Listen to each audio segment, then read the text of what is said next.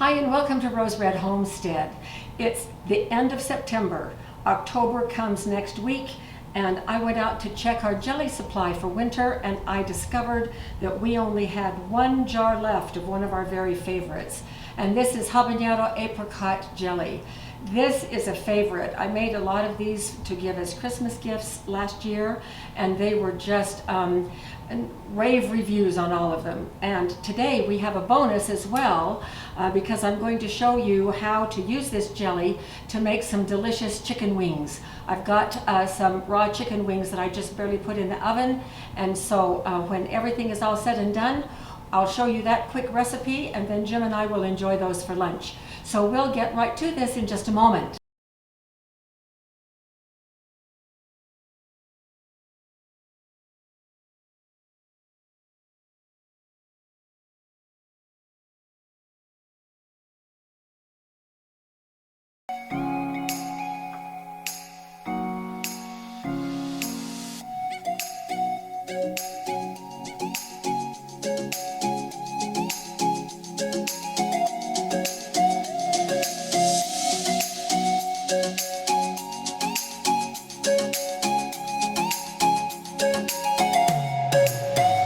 Okay, so here is my very favorite jelly pan.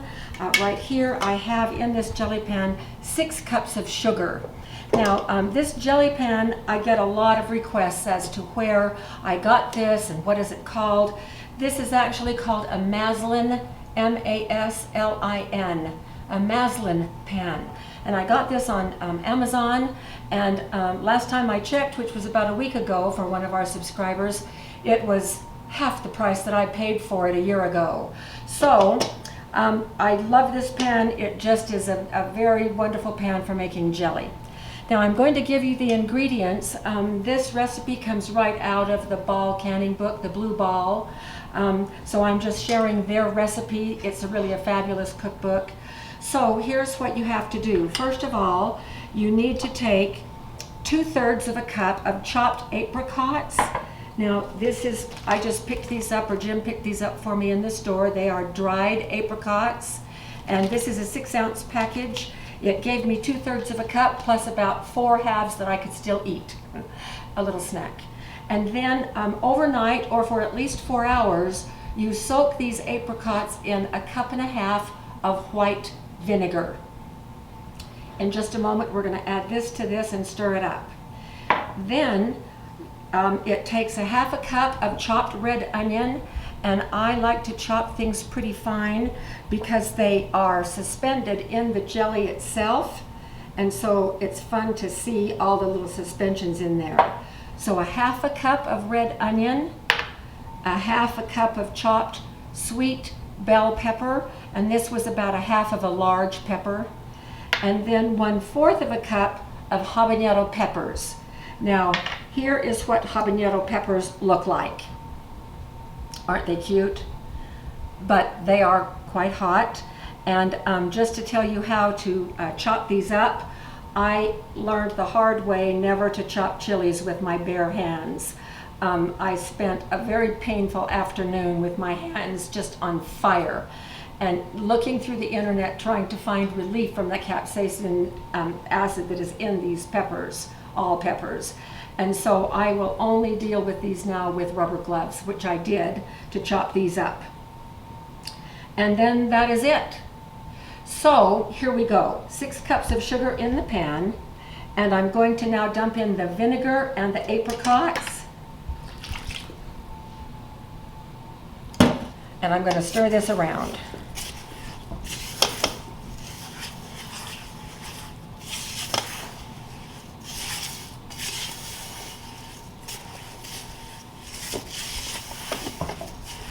So we just want to get the sugar a little bit saturated with the vinegar and the apricots. It's not good to have any of the granulated sugar not saturated when we put this on the stove in just a moment. We don't want those little granules to burn, so we want them all wet. And then we're just going to dump the other ingredients in. There goes the peppers, the red sweet bell pepper, and the onions.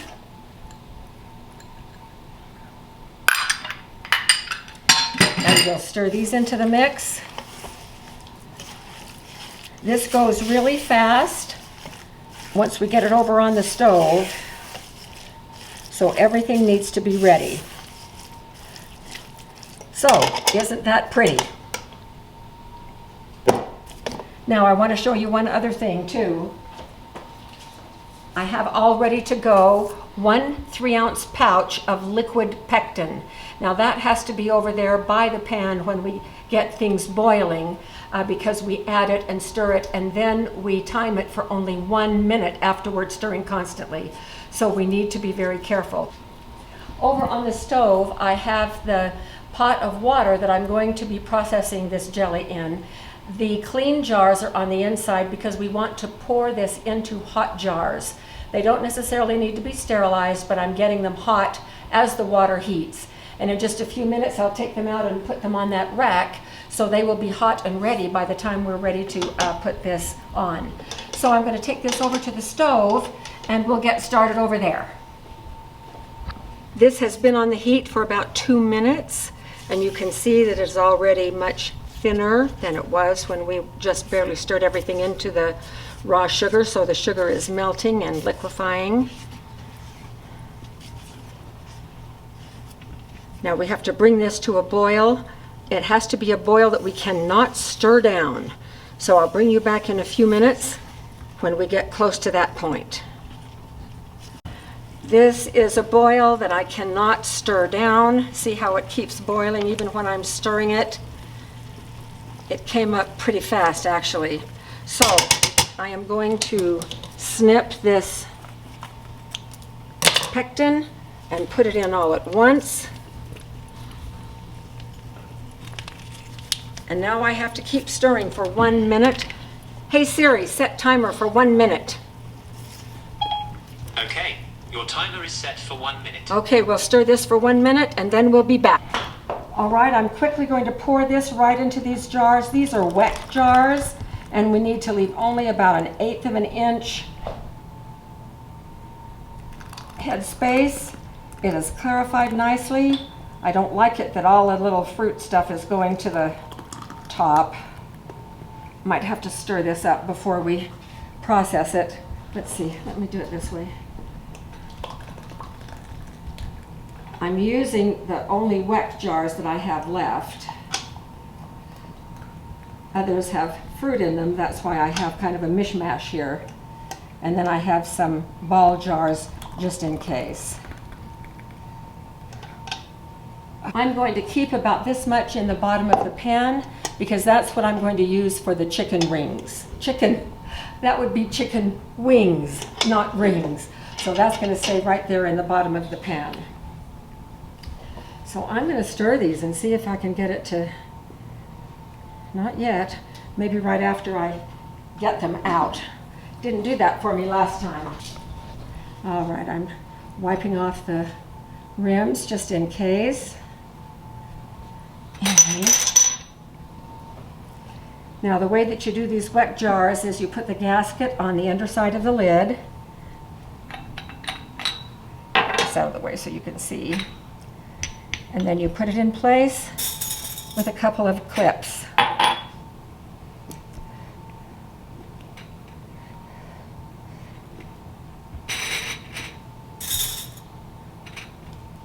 And then we're going to water bath these for 10 minutes.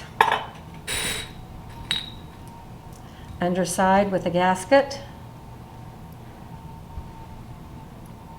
That water is already boiling.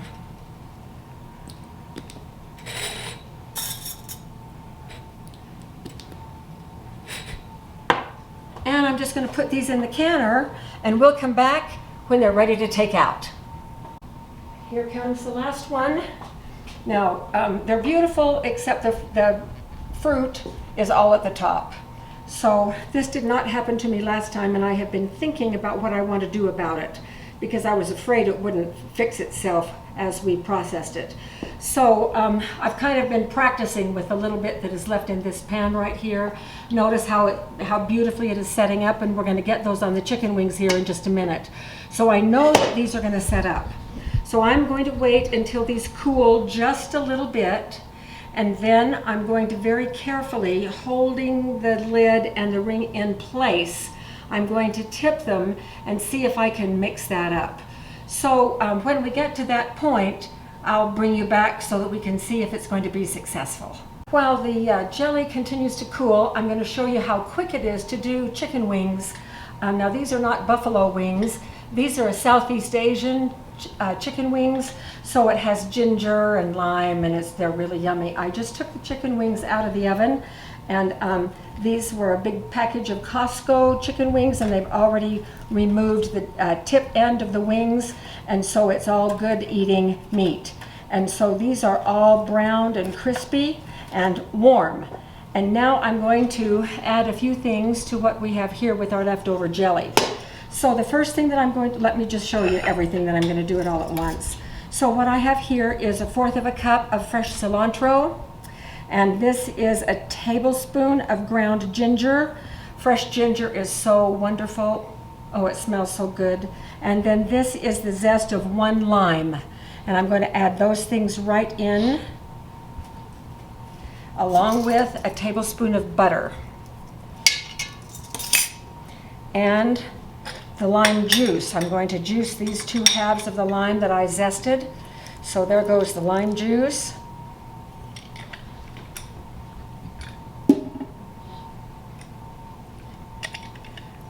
And so we're fancying up this apricot habanero jelly just a little bit and stirring in these things. And you can heat this up if you want to, but really it is not necessary because the chicken wings are so hot. And this is actually a recipe that we're trying out because we're having a little family gathering tomorrow. Small, we're still in coronavirus era, and so it's going to be just 9 of us wearing masks and socially distancing. So there we have the mixture. And now I'm going to put the chicken wings in and just stir the whole thing up. And just saturate those chicken wings with this wonderful coating. And they're still very hot.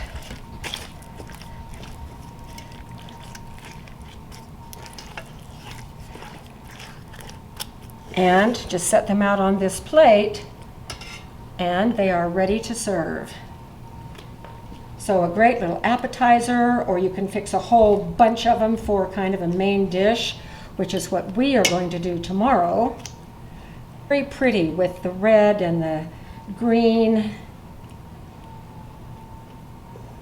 And so there are these Southeast Asian chicken wings. So we'll be back when this jelly is ready to do a little bit more manipulating.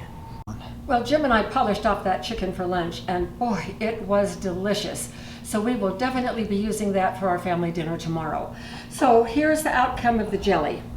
Not too bad, but not altogether perfect. The little ones did better than the big ones, and it's been about 2 hours since I took them out. And what I did was I put these in the refrigerator after I could hold them so that they were not so hot to the touch. When they cooled down enough for me to touch them, I put them in the refrigerator and I turned them upside down. Now these have gelled right now, so you can't really tell, but then the fruit would gradually, not fruit, you know what I mean, the little jewels, the veggies, would move up to the top, and as soon as they got up to the top, I would turn it back over this way, and then they would move up to the top again, and gradually, as the jelly started to gel, then they were like caught in time, suspended all the way through. Now what happened with the larger ones is that, I don't know if you can see this line right here, but I didn't catch them in time. And so they did not, they gelled at the bottom, and when I turned it upside down, then the veggies couldn't go very far. So this one is not great. This one did just a little bit better, but still it has a bunch at the bottom that gelled before I did the upside down thing. I'm going to leave the clips on for another 24 hours. But even though I did that manipulation, I'm pretty sure that they have sealed okay. Well, I might just try one. It's only been 2 hours. Well, I think it's important that we know with my manipulation. So I'm just going to try to pick this up by the lid. Yes, it has sealed. Still, I'm not going to take those clips off until tomorrow. So we'll use these for our family, and I'll make another batch for gifts. And in thinking through what may have happened, I may have needed to cook it just a little bit longer before I put the pectin in. That pectin should have thickened it up almost immediately so that then the veggies could be suspended. So that's the little trick that I will try for next time when I make them again for Christmas gifts.